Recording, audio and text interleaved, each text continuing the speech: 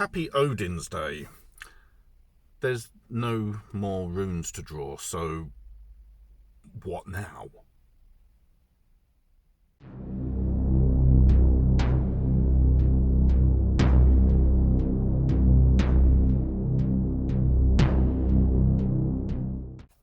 Now, it's a very good question, what comes next? What am I going to do?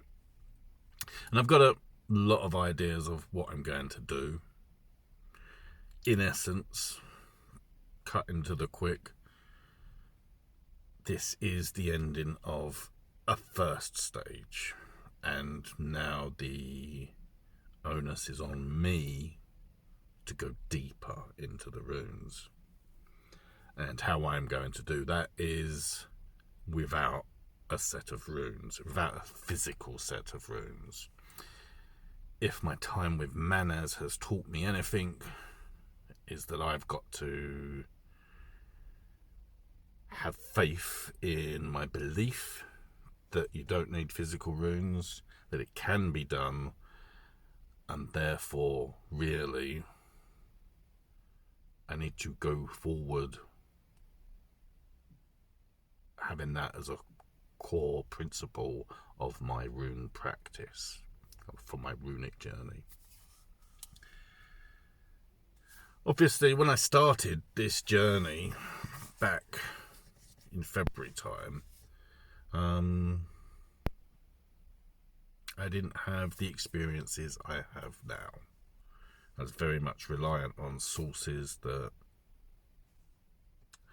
are, it's fair to say, controversial or easily criticised, and I think it's time to sort of talk about a few of those things that I've learned and that I will be discarding as I move forward. Not out of any disrespect, more that they've probably taught me what they can teach me. However, to move forward, they're not really relevant anymore. So I think the first thing I'm going to do is really talk about Ralph Bloom. I'll always have a soft spot in my heart for this book and the runes that came with it. The runes I have used thus far for my runic journey came with this book. And you can see it's quite sun damaged down the side. It's an old book. Got it sort of the latter part of the 80s when I was a precocious 16, 17-year-old finding my way in the world.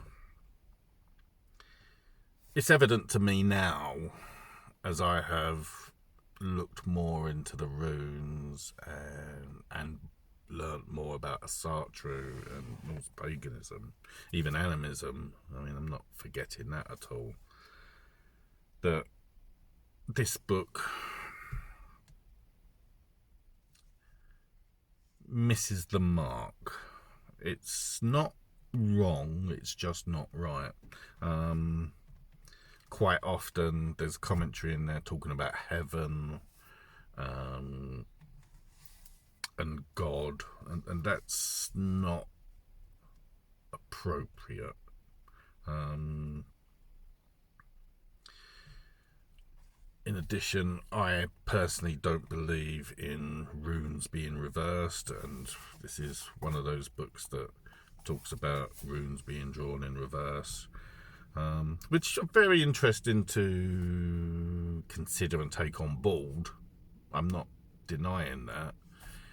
It's just really from my experience now and talking to other people who've had similar experiences. When you connect to a rune, when you connect to the well, let's just call it the well for now, where when rune power sort of floats, because the runes float, they have no sort of grounding point. So the idea that the rune can be reversed seems a little bit not quite on the money. Now, obviously, the biggest point about Ralph Bloom is he is pretty much credited, as I've read thus far, I may be wrong, of the creation of the blank rune. And obviously it was very early in my runic journey that I drew that blank rune and spent time with it. Ralph Bloom associates it with Odin and being the beginning and the ending sort of cycle of a journey. It's very vague in some ways, considers it to be quite powerful. And I've had, say, some months to think about this and how I feel about the idea of a blank rune. And my feeling is Ralph Bloom was onto something. I just don't think he quite nailed it. One of the things I like as an idea is, with it making 25 runes, I would place this in the middle as a center point, as a base point, if you like, for tapping into rune power. For me, it feels very much like it's a representation of the well.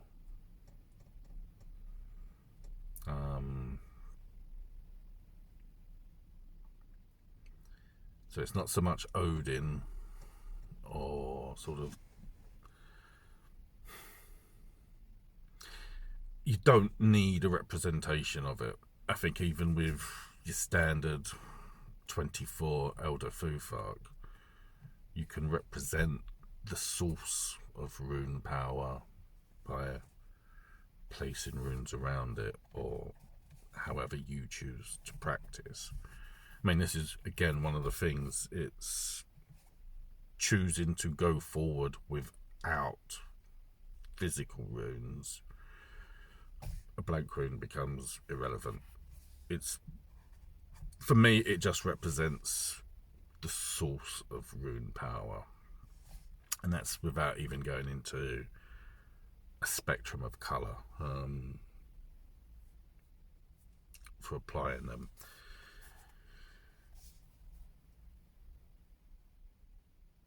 The funny thing is, as well, if you look at the cover,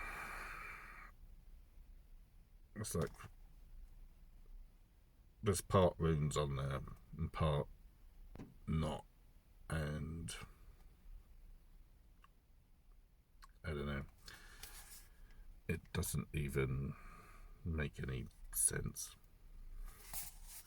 I'm not saying I'm fluent in reading runes now. I have a better understanding of them. I've, again, still learning, and as a writing process, they have value.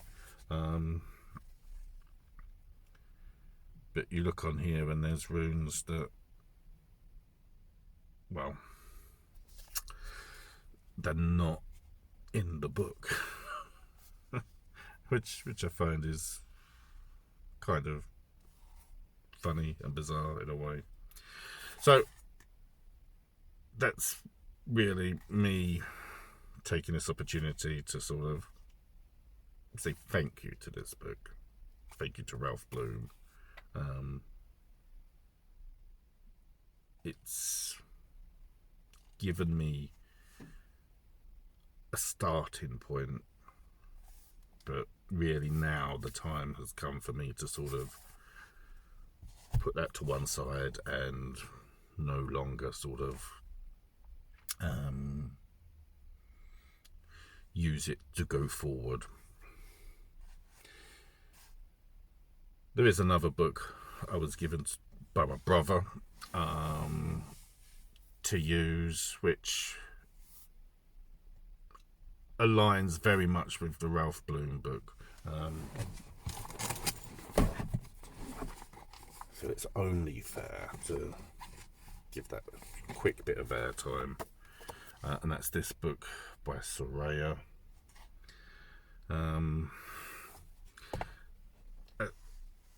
Like with Ralph Bloom, there's a different approach in there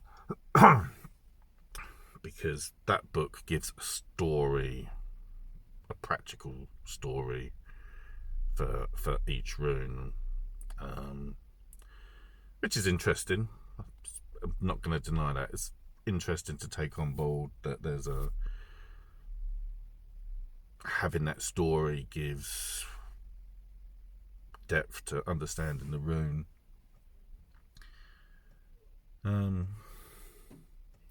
But in a nutshell, it's very similar to Ralph Bloom and his line of thinking, and I stopped sort of looking into this book a couple of months ago because it was no longer offering me anything as I was moving forward.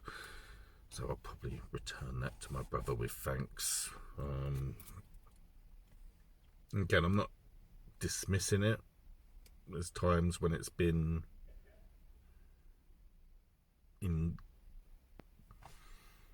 aligned with what the runes represent. It's just not quite sort of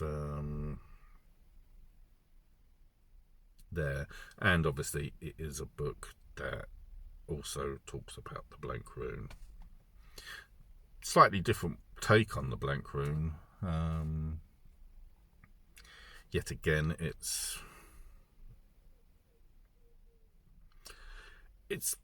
using a set of runes, and my journey is moving in a different direction. So they're the two books I will be discarding as I go forward. So what does come next? I mean, really, I'm thinking I've got a couple of videos I want to make in the next week or two regarding closure. I want closure for this first stage of my journey, and then I'll probably end this playlist as like a season 1 of the Path of Power, because I'm also looking at it as sort of people aren't going to be wanting to go like, I don't know, episode 275 of the Path of Power.